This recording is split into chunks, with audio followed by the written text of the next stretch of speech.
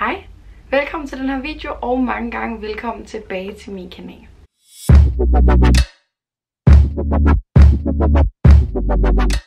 I dag skal vi lave noget virkelig spændende, fordi i dag skal vi lave The Full Face of Wish Makeup Challenge. Jeg ved ikke helt om det er en challenge, men det gør vi i hvert fald i dag. Jeg skal lave et fuldt ansigt kun med Wish Makeup, og det tror jeg bliver rigtig spændende.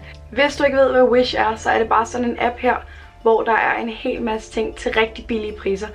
Der er alt fra makeup til sådan nogle vægttabsløsninger og hoodies og tøj, og altså der er også værktøj og gadgets og alle mulige ting. Så jeg tænkte, det kunne være mega spændende at teste, hvordan deres makeup er. Så det er egentlig bare det, vi skal gøre nu.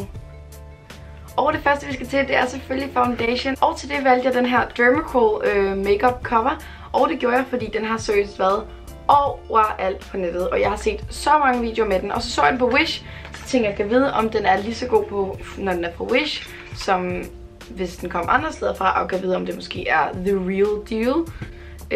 Men den ser egentlig bare sådan her ud, og så tænker jeg bare, at vi skal prøve den. Nu lige zoomer jeg lidt ind, fordi vi skal til at prøve foundation på, men allerførste håndsindtryk er, at der er måske lidt for meget i. Jeg åbner den, og det flyder bare ud af den, så pas lige på. Okay, så jeg vil bare lige tage en lille smule ud på min hånd. Det her var faktisk måske lidt rigeligt. Jeg har hørt, at man ikke skal bruge så meget, men den er lidt klam. Den lugter meget parfumeret. Men lad os prøve. Du var bare lige min beauty blender, og så går vi i gang. Okay, den er hvid. Måske ikke helt min farve. Det skal lige siges lidt hurtigt, en disclaimer. Jeg vil ikke råde dig til at bruge Wish Makeup til dagligt, fordi der kan være alle mulige kemikalier og alt muligt, som vi ikke lige ved, som der måske ikke er så smart at gå med til hverdag. Jeg har testet alting på mit håndled, selvfølgelig, og så har jeg selvfølgelig ikke tænkt mig at gå med det her. Jeg har bare lige tænkt mig at afprøve det for den her video. Men bare lige en lille disclaimer.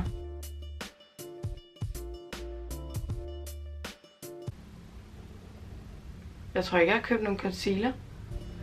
Ej, så dum som jeg er, har jeg ikke købt nogen concealer.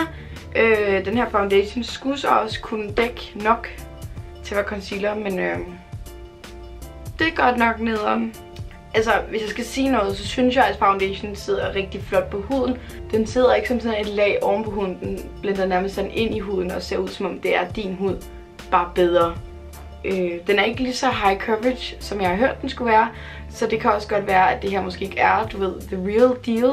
Man ved aldrig rigtigt, hvad man får på Wish. Men nu tror jeg, vi er ved at have foundation og concealer på plads. Så jeg tænker, at det er tid til at gå videre til puder. Den puder, jeg har købt, det er La Mer. Der står ikke super meget på den, men det skulle være sådan en translucent powder, så det kan vi jo lige se. Og så kommer den faktisk med sådan en klistermærke, så det ikke er ud over det hele. Det synes jeg er rimelig fedt. Okay, og jeg vil prøve at bage med den her puder. Okay, jeg er godt nok overrasket over, at der er en lugt. Altså, det er ikke en dårlig lugt. Det lugter bare vanilje. Føles godt nok meget tør under øjnene. Altså jeg vil sige, indtil videre er jeg faktisk utrolig imponeret over både foundation og puderen. Den dufter godt, den sidder lidt, og den føles egentlig rimelig god. Igen, jeg siger ikke, at du skal bruge de her produkter.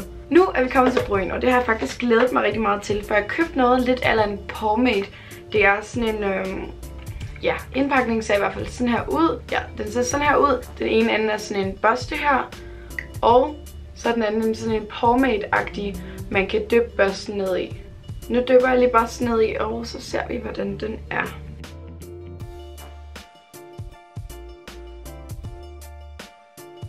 Jeg synes, selve produktet er faktisk rigtig, rigtig blødt og nemt.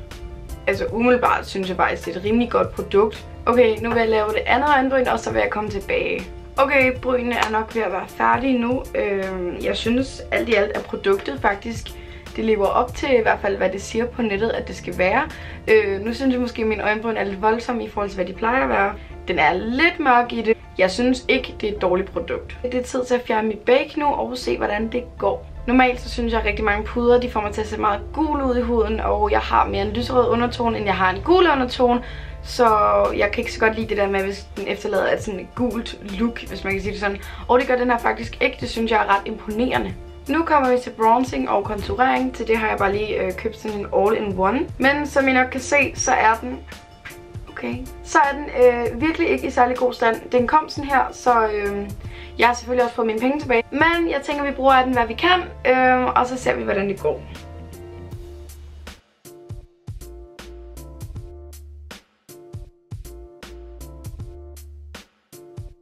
Den her farve er måske lidt orange-tonet, men umiddelbart synes jeg faktisk, at den klarer det meget godt. I kan nok godt se, at den er lige lidt orange, hvor jeg måske kunne have brugt noget mere koldtonet. Altså, det er meget orange. Det passer ikke super godt til min hudtone. Måske også fordi, at det er en meget hvid base, så det ser meget voldsomt ud. Når jeg kigger mig selv i spejlet, ligner lidt en klovn. Det er ikke så slemt, men jeg ser lidt meget orange ud. Og, så jeg vil i hvert fald ikke bruge den her. Men altså, jeg vil sige, at puderen blender fint, og det er bare farven, der egentlig er det store problem. Næste ting er blush. Ikke at vi rigtig mangler farve i kinderne. Det er fra Color Mix, tror jeg. Og det er i farven Tipsy, synes jeg, at det var. Jo. Men lad os da prøve den.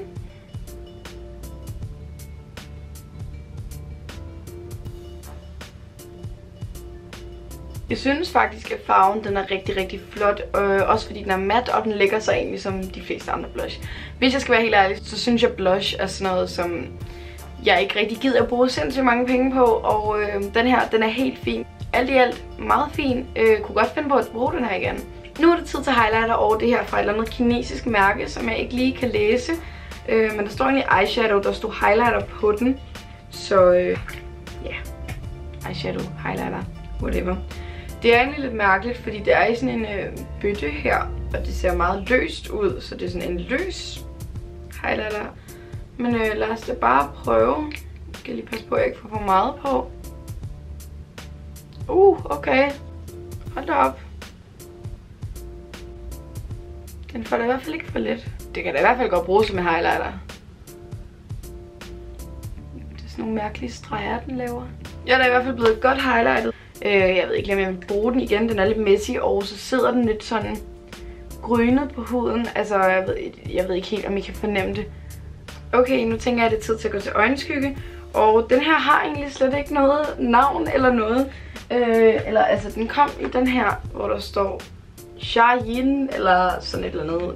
Don't judge. De ser faktisk slet ikke slemme ud, og jeg synes farverne er flotte. Lugter godt nok af det der vandmaling, man havde i børnehaven. Det lugter ikke super godt.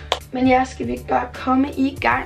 Okay, så jeg tror egentlig bare lige, at jeg starter med den her farve her. Bare lige for at lave sådan en lille transition.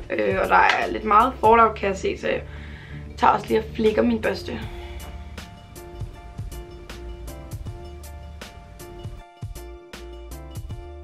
Altså umiddelbart vil jeg sige, at farven faktisk er rigtig flot, og den blender egentlig super fint. Faktisk ikke dårlig. Den lugter bare rigtig mærkeligt.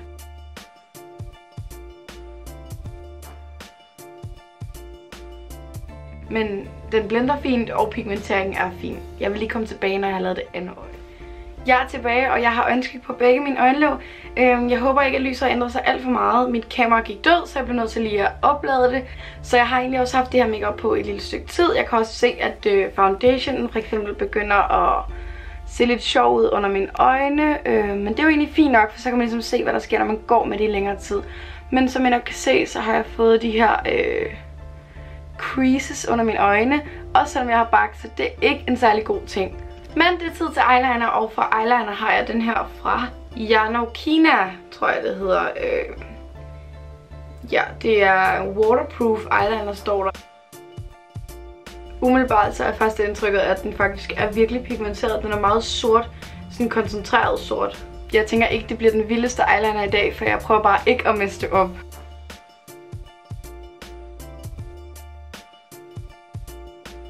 Det her er nok ikke lige den bedste eyeliner, jeg nogensinde har lavet, men det er så godt, som det lige bliver. Venner, jeg ved godt, det ikke er særlig godt lavet, men den her synes jeg virkelig er svær. Den har sådan en meget stiv tip, som ikke rigtig bevæger sig. Den er så også rigtig billig, så det er jo klart. Men den er virkelig svær at arbejde med, og derfor synes jeg bare ikke, at jeg kan lave dem flotte og ens. Det her det er nok så godt, som det bliver, så nu vil jeg hellere bare lade det ligge, end jeg vil fortsætte og lave det endnu værre. Okay, nu er det tid til mascara, og her bruger jeg min Yanokina. Okay, så der er faktisk nogle af mærkerne, der går igen, men Yanokina tror jeg det hedder. Og det er Volume 1 Second Og det er sådan en waterproof eye mascara ting, du ved.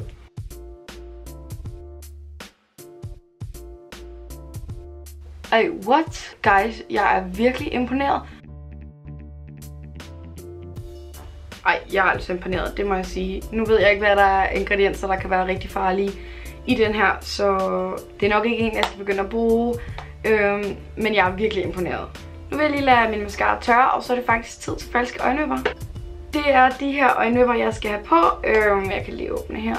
De ser sådan her ud. De er meget, meget voldsomme til mine små øjne. Så jeg ved ikke helt, hvordan det kommer til at gå, men det kommer vi jo til at se.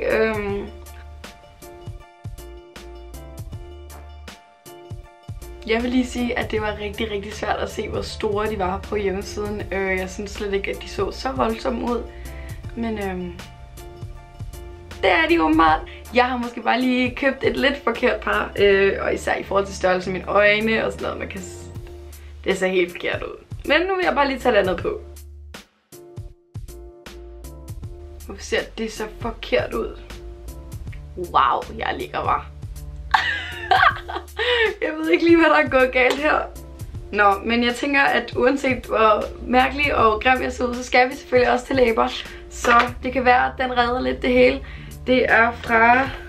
aner det ikke, men der står Metallic Lipstick her. Det er jo fra Wishing, men altså, det håber være, det var et bestemt mærke.